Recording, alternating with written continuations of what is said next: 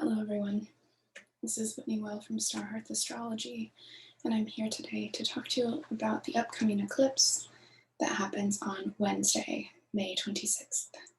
It is a Sagittarius full moon lunar eclipse that opens us up to eclipse season.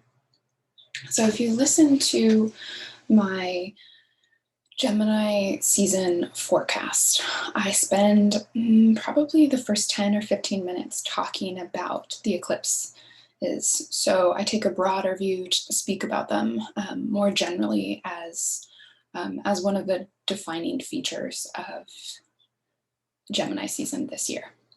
So in this video, I'm going to speak to the specific lunation in a less broad way. So I'm just going to be looking at this lunation not in the context of the larger eclipse cycle that we've been in for a year, and just really focusing in, as I do in these lunation videos, on the chart of the moment of the eclipse. So eclipses are not normal new moons or full moons, and it's important that we acknowledge that. And kind of the warning or the protection is that we don't do the normal things that we might do on those things. So we don't do the normal rituals. And that is because eclipses are volatile and they can go either way. And so it's a little bit more dangerous. We want to kind of hold space in a different way than we would normally do for an eclipse. So what do we do on eclipses? Well, right, and what's the point of even talking about them if we're not doing these kinds of, whatever, thinking about what we're creating or calling into our lives, or thinking about what we have finished achieving and are ready to release or ready to turn the corner on, as we might with a full moon. Well, the information is important because it creates the structure that we can kind of lean back on in order to receive the information downloads that come with eclipses. And so what do I mean by this? Well, I mean,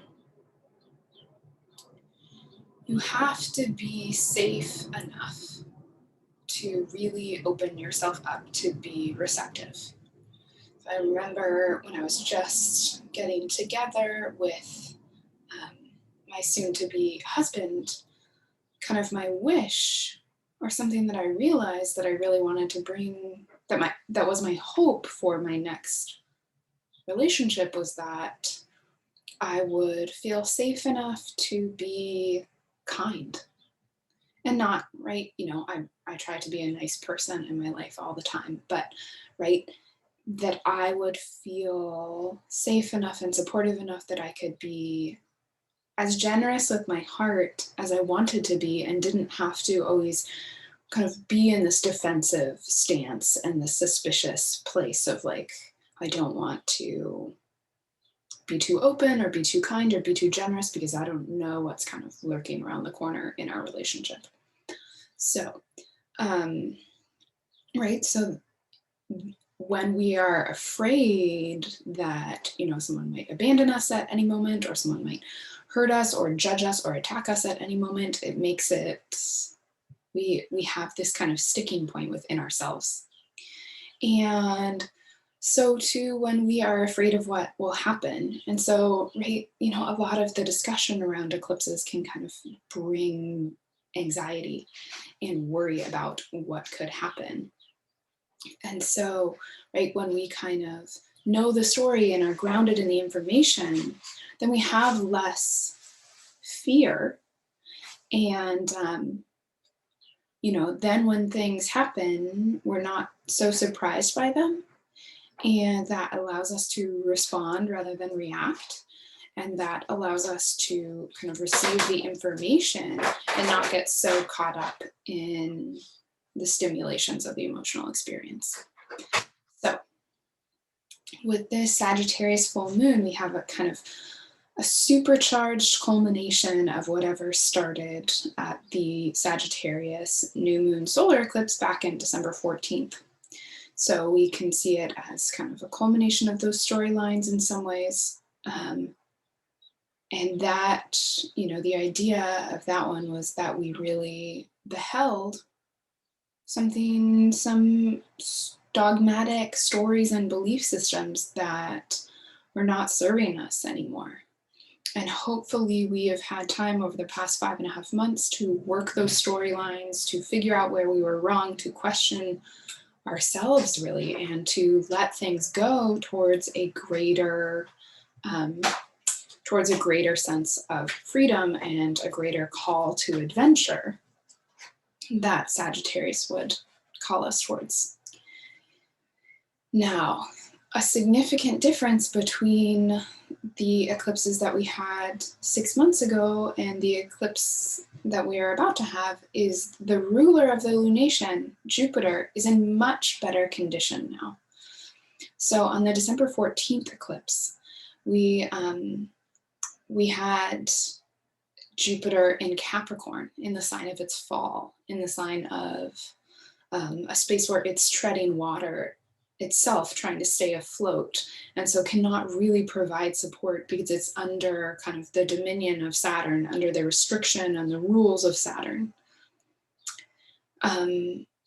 Shortly after that eclipse, it moved into Aquarius, another of Saturn's signs, though not the sign of Jupiter's fall. So it's slightly better condition, but it's kind of like, it's not in a bad place anymore, but it's not in a particularly great place either.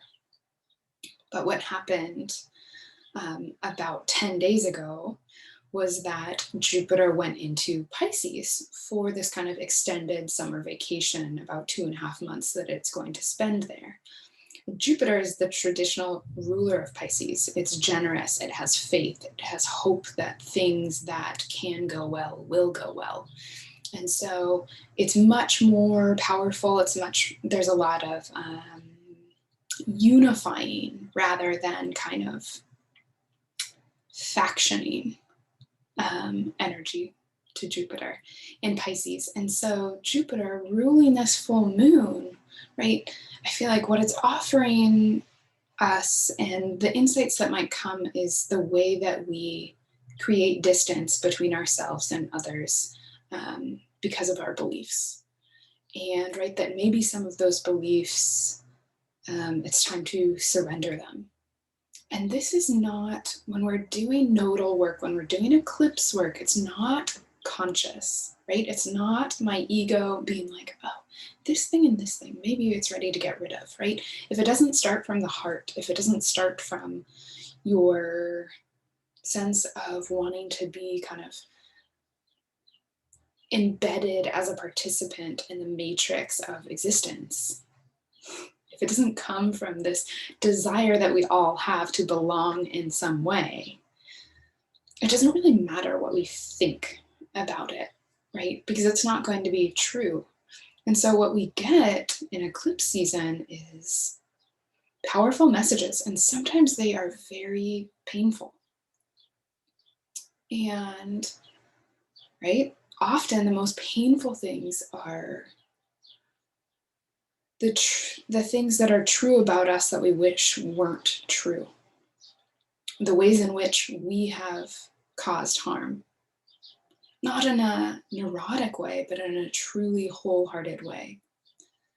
Not the ways that we worry about constantly that we're unworthy, but the true ways that we have participated in the trauma of others. The true ways that we have been in Sagittarius, that we've been so enamored with, so in love with ideas, that we have used them as weapons, even without our knowledge, and kind of crushed others, right? Sagittarius is the sign of the missionary. And right, as kind of heroic as the missionary appears from inside a certain ideology, in the story of history, the missionary is quite destructive, right? It's the spreading of ideas that that destroyed indigenous cultures all over the world, right? And so while we're so caught up and so in love with the fire of our ideas, right, which is a beautiful place to be, and it feels very inspired and it feels very certain, we need to remember to ask the question to ourselves: what am I blind to? What is being overlooked? Right? And the medicine to be able to do that comes from Gemini, the curious, the playful, the questioning of themselves, the uncertainty. Right? And so we'll get that medicine coming. Right? The nodes and the eclipses are stirring up those spaces. They are stirring up the structures that maintain those spaces, right? They're trying to rebalance the Gemini Sagittarius stories. And so, right, during eclipse season, it's not that we do things consciously. Listen to the moon, the ruler of the nodes. Listen to the moon that is the most personal and the most communal, right? Your moon sign connects you to the world around you. It desires connection for comfort, for survival, for a sense of belonging, for a sense of being a participant, right? So eclipse season is about listening, not about doing, not about thinking, right? If it's really the message is coming to you, they will kind of, they'll bubble up like hot springs underground from inside the embers of your heart, right? They're not trickling down from the mind. It's not about the transcendence of the intellect or the spirit. It's about the place where those two things meet, right? Where the soul rises up from the earth and the spirit is connected down and you become an animate being. And your whole life is a negotiation of those things. And eclipse seasons are particularly soulful times because the unconscious can speak really powerfully through them. So, what can we do during eclipse seasons to honor this time, but not force our conscious will on it, to really honor what's the feminine quality of this time? Well, for one thing, it's fine to be inward and protective. To be kind of isolated, to spend lots of time alone can be helpful because there is an increased sensitivity during this time. And it's not anything that we need to deny, right? There are times to be more sensitive. And so protect yourself. Listen to yourself. Taking long, quiet baths. It's a good thing, right? Journaling without kind of prompts, without aim, right? The stream of consciousness can offer you really powerful things at this time. It's also a great time to practice some sobriety. So whatever that looks like, right? Sobriety is kind of a charged term, but whether that is abstaining from tobacco or alcohol or other drugs or, right, your normal kind of whatever we're using to numb us or distract us, right? Those things can be more powerful at this time too. So also to keep yourself safe when you're more sensitive, you can abstain for those things. That also is the same with, if you always listen to music or you always have a podcast on, maybe spend more time in silence, right? Spend less time watching Netflix, right? Some fasting is a really beautiful way of making space, but we can fast from anything. We are kind of breaking our routines in eclipse season. And so, right, we can create space for that. Now, that's not to, right, this is, all of these practices are intentionally withdrawing into yourself, withdrawing into space. They're not starting new things. So it's not like, oh, now I'm going to start a journaling thing and I'm going to journal every day. I mean, whatever, what harm can journaling do? Maybe huge amounts of harm.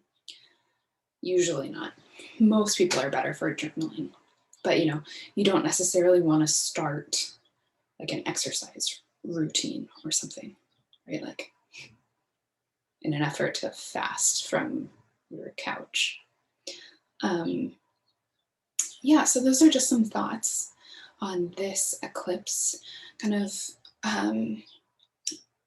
we have Jupiter as the ruler of this lunation and a loose square to it, which I think is, again, a connective quality. I think, right, there are potential gifts that will come out of this eclipse, but we shouldn't go into it with the expectation. We have Mercury separating from a conjunction with Venus, and also separating from its square with Neptune. So that can really pull us into the land of fantasy, of idealism. And so, right, we should be aware of that. Right? It's holding this time and your thoughts and your insights around this time tenderly. Don't believe everything you think, which is just kind of like a good practice for this year's Gemini season, because there's lots of reversals, there's lots of layers of information. What things look like right now is not what they will look like by the solstice. Mercury will go retrograde at the end of this week on Saturday in the sign of Gemini. It will make 3 squares to Neptune while it's in Gemini. It's, we are combing through ideas and we are not sure what we are saying, what messages are getting out there. So the trick to managing that is be gentle, right? Just be gentle. We want to do as little bit of harm, right? In the same sense that you are more sensitive during eclipse season, so is everybody else. So kind of honor that tenderness with being more gentle. I'd love to hear how this eclipse goes for you. If you want to message me privately or put it in the comments, that would be great. I also have kind of a circle holding space for eclipse stuff happening before the Gemini new moon solar eclipse that happens on June 10th. You can find all the information about that and ways to register on my website. Thank you very much. I hope you enjoyed this video. If you like it, that would mean a lot to me. Okay, I'll see you on the other side. Blessings during eclipse season.